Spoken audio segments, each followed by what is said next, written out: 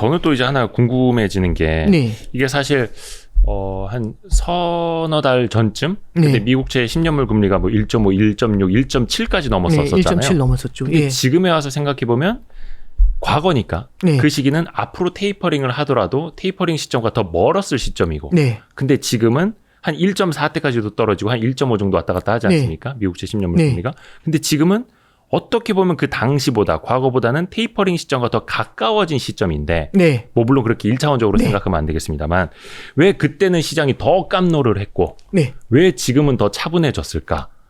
이게 궁금하거든요. 저는 차분해졌다라는 표현보다는 예. 지금은 채권 시장이 느끼는 건 조금 다른 부분인 것 같아요. 그러니까 채권 금리가 하락하는 요인은 정말 많습니다. 그렇죠. 예. 정말 뭐 많은데 한두 가지는 아니죠. 한두 가지만 그러니까 뭐냐면은 그걸 증빙해 보기 위해서는 네. 채권 금리가 내렸다는 것만 볼 게 아니라 네. 다른 자산이 어떻게 움직였을까를 같이 보는 게 되게 포인트가 되는 것 같아요. 네. 금리가 내려갔는데 네. 금 가격이 뛰잖아요. 네. 이 얘기는 돈을 많이 풀었다는 얘기예요. 네. 돈을 많이 푸니까 금리가 내려갔고 돈을 많이 푸니까 종이화폐의 가치가 떨어지면서 금값이 뛴 겁니다. 네. 근데 채권 금리가 내려갔는데 금 가격이 내릴 때가 있어요. 왜일까? 이렇게 보는 거죠. 이런 경우가 어떤 때냐면 안전자산 선호가 나타날 때입니다. 그렇죠. 그러면은 이런 경우에는 달러가 강세로 가면서 안전자산인 채권 쪽으로 자금이 쏠려요. 네. 금은 안전자산이 아닙니다. 긴축에 대한 리스크를 리트머스 시험지처럼 반응하는 게 금입니다. 그러면 긴축으로 인해서 달러가 강세로 가겠죠. 달러를 뿌릴 줄 알았는데 안 뿌리니까 달러가 네. 강세가 되겠죠. 네. 그 다음에 안전자산 선호 현상이 나타나게 되니까 채권 쪽으로 자금이 몰려들게 몰려가고. 되겠죠. 그리고 마지막으로 금은 종이화폐를 긴축하게 되니까 종이화폐의 가치가 상승하면서 상대적으로 네. 금리를 안 주는 실물 자산인 노란색 돌덩이인 금이 하락하는 거죠. 지금 현재 시장에서 나타나는 현상은 이렇게 해석이 돼요. 근데 아마 이제 바로 이런 질문이 들어오실 수 있어요. 긴축이라는 건 네.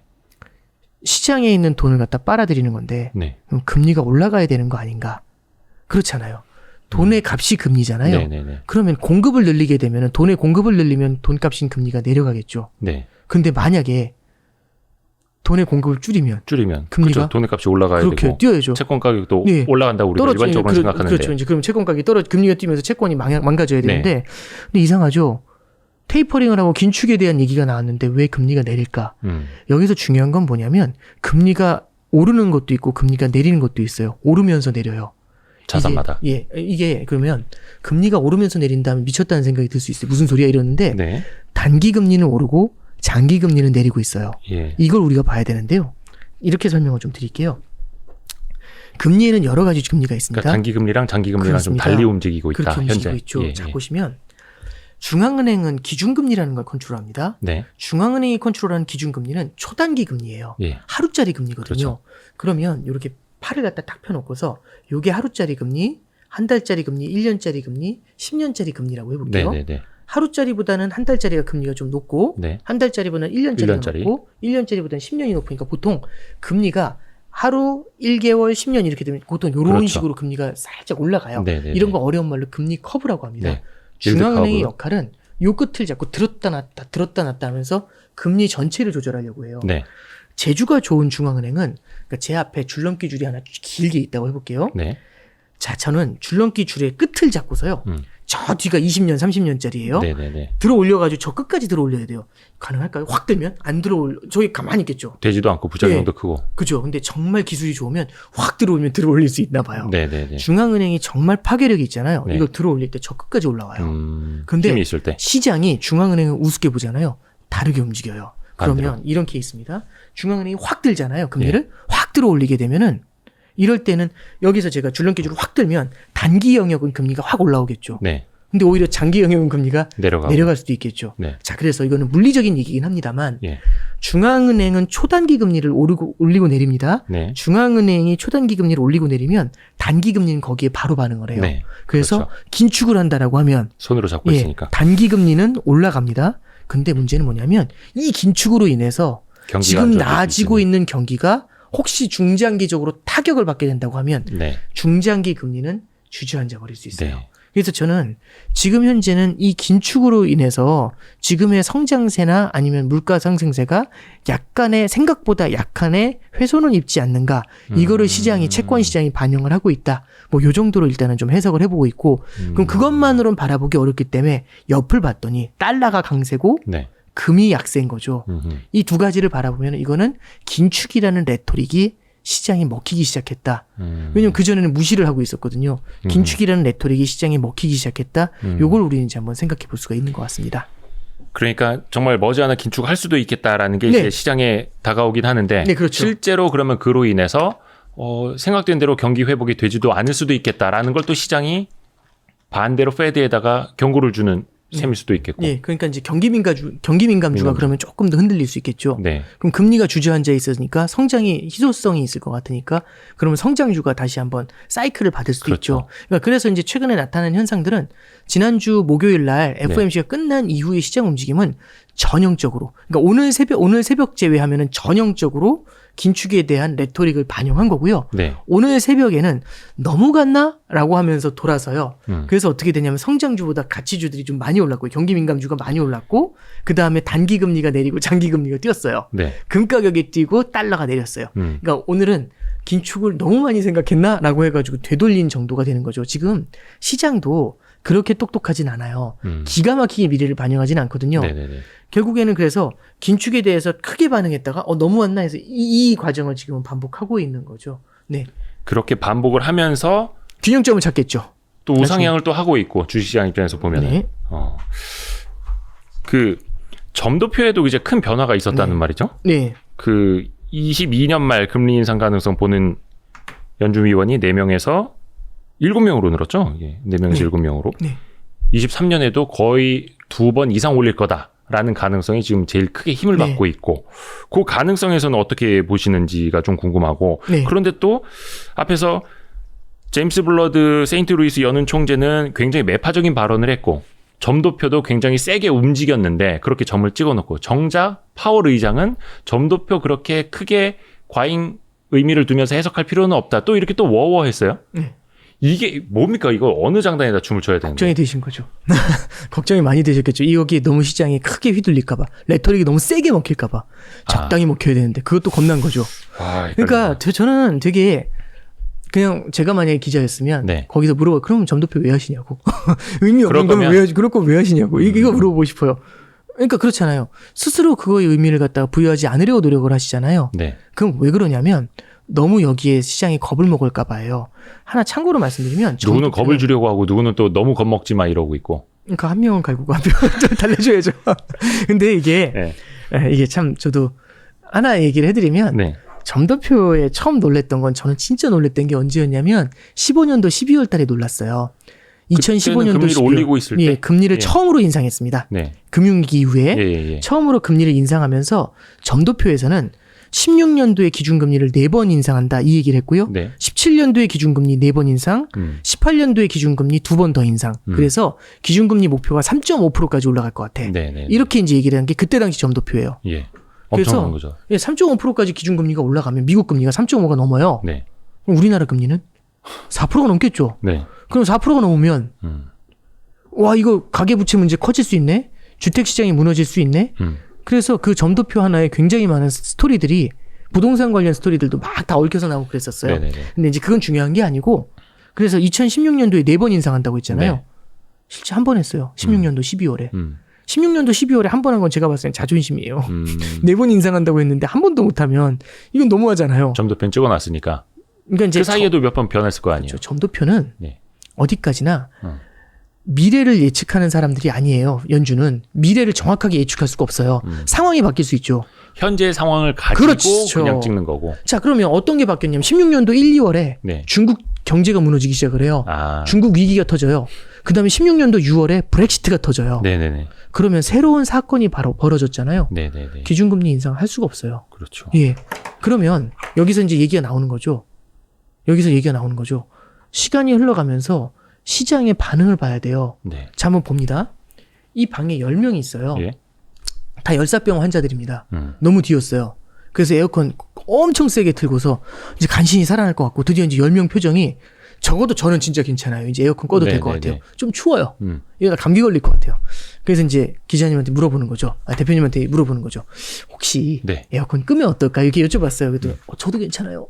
그럼 이제 그냥 확 끄면 안 되니까 네. 혹시 환자분 괜찮아요? 그러니까 다들 뭐 괜찮은 것 같기도 하고 좀 팀이해요. 그래서 확 끄면 그러니까 테이퍼링 합시다 해서 조금씩 이제 그 강도를 낮추기 시작을 했어요. 네. 강도를 조금씩 낮추는데 강도 낮추기 전에는 다 멀쩡하다가 강도를 조금씩 낮추니까 가장 약한 분이 있었던 거예요. 그분이 으억 하면서 쓰러지시는 거죠. 그럼 어떻게 해야 되죠? 다시 이빨이 켜야죠. 그렇죠. 이빨 켜야죠. 예, 이게 테이퍼링이에요. 네네. 그러니까 시장에서 약한 고리가 존재할 수 있어요. 그럼요. 그 약간 멀쩡하면 상관없어요. 탄탄하게 올라와주면 모두가 멀쩡하면 바로 낮추면 되죠. 그럼 속도를 더 빨리 할 수도 있죠. 예. 근데 알고 보니까 이분은 한계 상황이었던 거예요. 이 풀로 에어컨을 틀었을 때 한계 상황으로 버티고 있었던 거죠. 거기다 대고 테이퍼링 질르니까 으윽 하고 쓰러지셨던 거죠. 그러면 그걸 옛날에 경험해 본 적이 있어요. 연준이. 그럼 한 번 해봤잖아요. 네. 한 번 해봤다는 건 엄청난 힘이 있습니다. 그렇죠. 대화를 할 때 막 서로 장님 코끼리 만지기 하고 있을 때 갑자기 이제 대표님 말씀하신 거죠. 그거 내가 해봤는데 거기서 게임 끝나죠. 그 경험이 제일 소중해지는 거잖아요. 네네네. 연준을 한번 해봤습니다. 어떤 문제가 생겼는지 알잖아요. 네. 그러면 그런 문제들이 있으면은 바로 백을 할 수 있죠. 네, 그래서 저는 이제 그런 생각을 해요. 이게 뭐 언제 테이퍼링이 시작되느냐? 지금처럼 멀쩡한 상황과 계속해서 성장이 강하게 나온다라고 한다면 네. 테이퍼링 해도 되죠. 네. 근데 앞으로 어떤 일이 일어날지 예를 들어서 변종 바이러스 이번에 파월 의장도 변종 바이러스 얘기도 또 했거든요. 우려. 예. 예. 만약 그게 세지면. 그러니까 우리는 무조건 이게 캘린더 베이스로 가는 게 아니에요. 11월 달에는 테이퍼링하고 내년 매도는 금리 인상하고 안 그래요. 상황 보면서 움직여요. 그렇죠. 참고로 말씀드리면 금융위기 이후에 09년도가 됐습니다. 그러면 이례적인 경기 부양을 하고 있었잖아요. 네. 그때는 양적 완화라는 게 너무 생소해서 큰일 난다고 물가 폭등한다고 예. 이런 얘기를 되게 많이 했어요. 그래서 느낌으로 보면은 깁스를 한 거하고 똑같아요. 자, 제가 깁스를 합니다. 그러면 불편하잖아요. 네. 그래서 이제 의사한테 물어봐요. 언제 풀 수 있나요? 그러면은 8주 걸려요. 이렇게 얘기하세요. 네. 그러면 속으로 뭐라고 생각하냐면 저는 의사분들이 약간 보수적으로 오버해서 하니까. 얘기하시니까 네. 6주면 될 것 같아. 이런 생각할 수 있잖아요. 네. 그러면 각자의 경제 주체가 자기 입장에서 생각을 좀 많이 하는 경향들이 생겨날 수가 있죠. 그렇죠. 예, 인간이라면. 이제 그래서 저는 좀 그때 당시 분위기는 뭐냐면 09년도 10년도에 예. 금리 인상은 2011년이면 할 수 있다. 통화 정책의 정상화, 깁스 푸는 건 2011년이면 할 수 있다.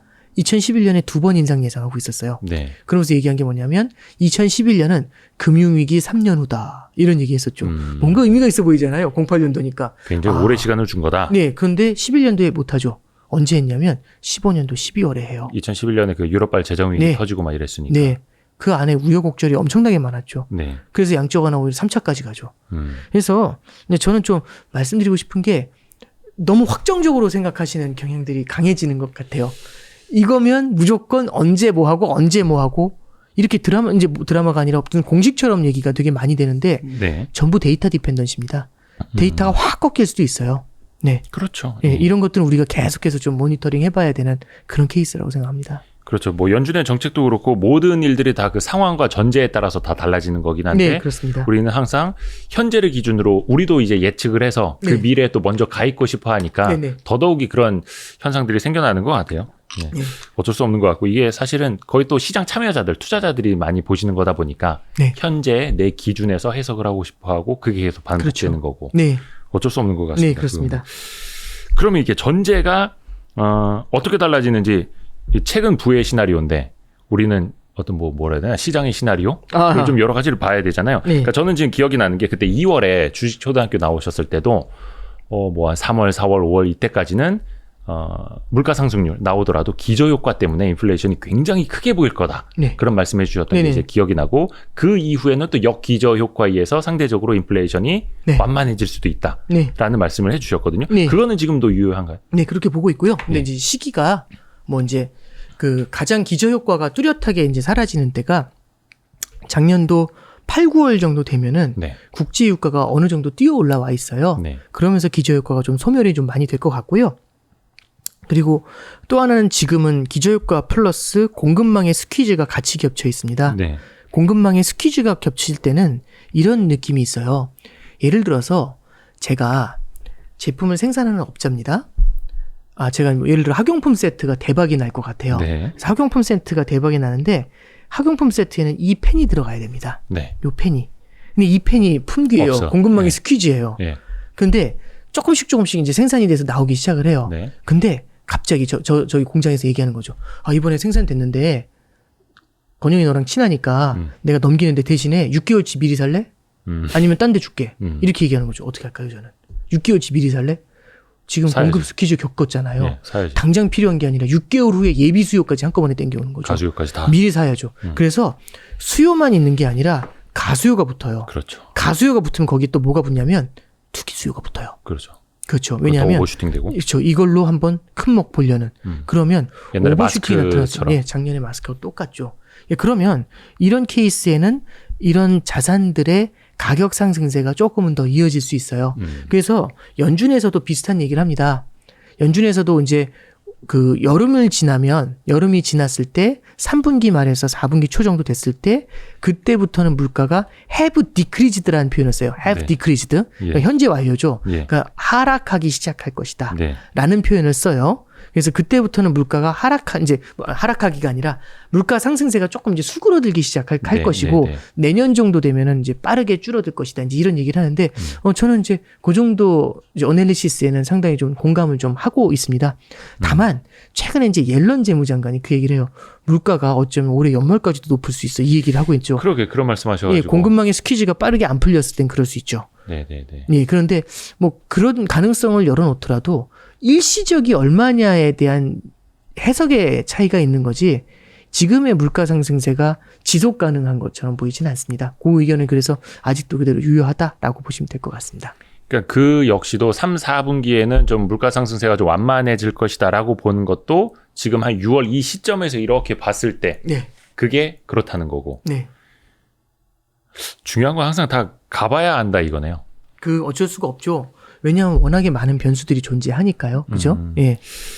그럼 저는 이제 궁금한 그것도 있어요. 아까도 이제 그 K 리커버리. 네. 그래서 이제 양극화가 지속되고 있는 그래서 약한 고리가 계속 남아 있을 수밖에 없는 해서 테이퍼링도 쉽지 않고 금리 올리는 것도 쉽지 않은. 근데 사실 어느 시절에나 약한 고리는 계속해서 있단 말이죠. 네. 그러면 앞으로도 그 약한 고리가 99.9%의 모든 사람들이 다 강해질 때까지 마냥 기다려줄 거냐. 연준은 정말 끝없이 퍼주기만 하는 나무냐.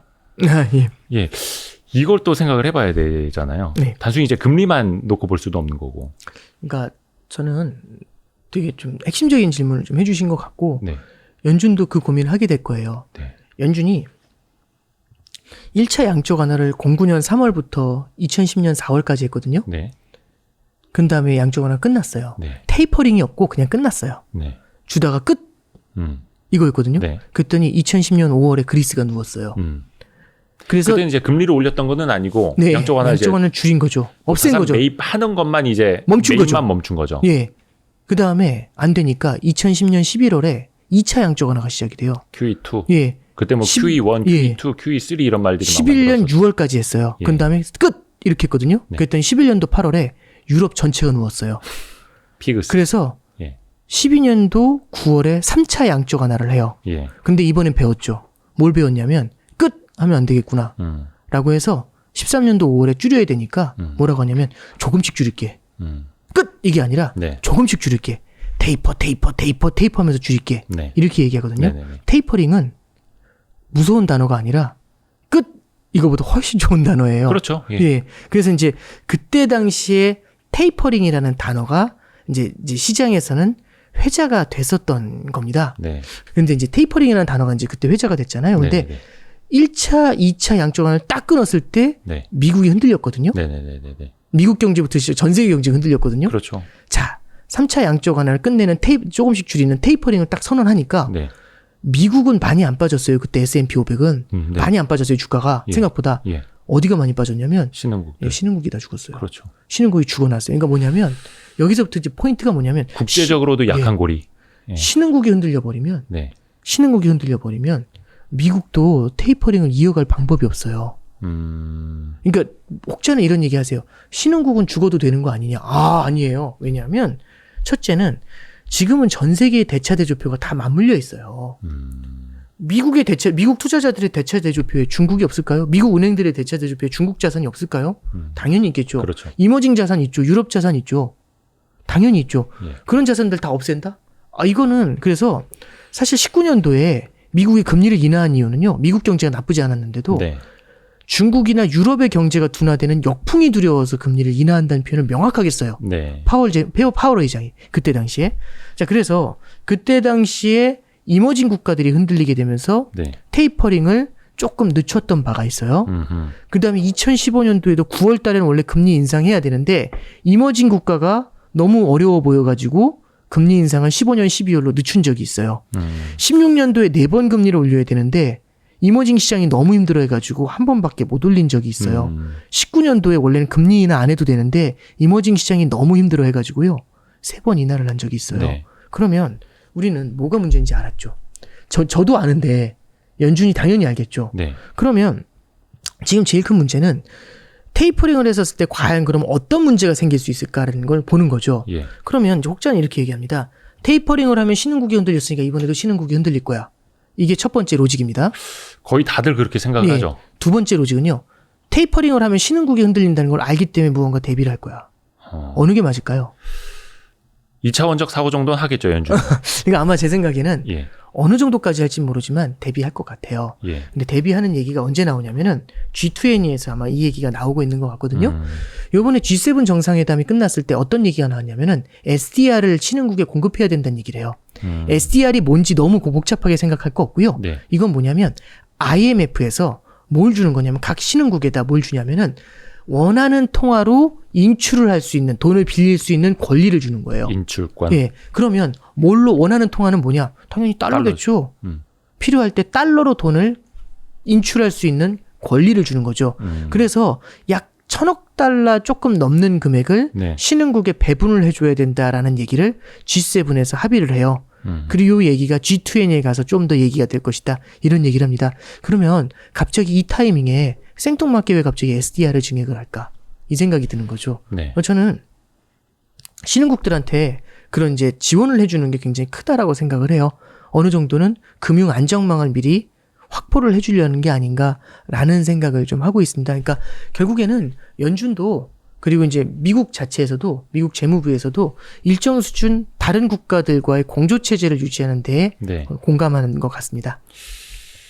1,000억 달러 정도의 달러 인출권 정도는 약간 달러 가뭄이 올지도 모르는 국가들에게 네. 미리 좀 농수로를 좀 파놔주는 느낌. 그렇죠. 마이너스 통장 열어주는 거죠. 돈이 모자랄 때 마이너스 통장 쓸 수 있게.